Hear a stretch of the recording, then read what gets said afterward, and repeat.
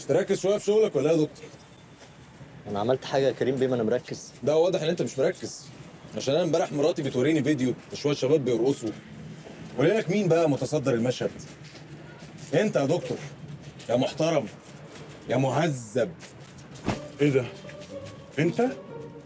ده انا امبارح كنت بكدب عيني، قلت مستحيل دكتور حمدي يعمل كده. انت يا دكتور حمدي؟ انت اللي كسرت كده وعملت دودة على الارض؟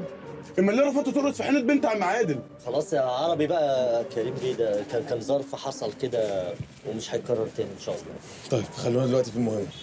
انا شاكك بنسبه كبيره ان السواق هو اللي سرق البقره. انت معاك الدليل صح؟ اه في الشنطه.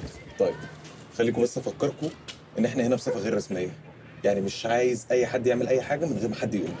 الحركه فوق بحساب، مفهوم؟ مفهوم.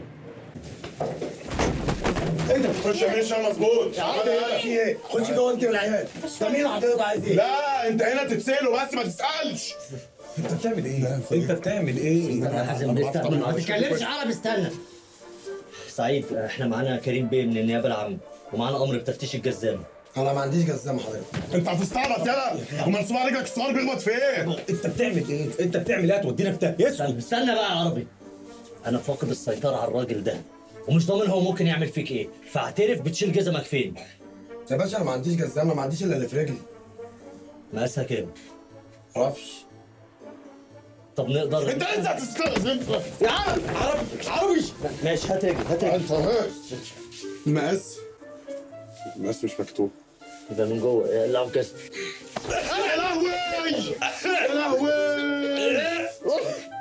يا لهوي. ايه يا عادي يا سعيد؟ انت واكل سمك برجلك؟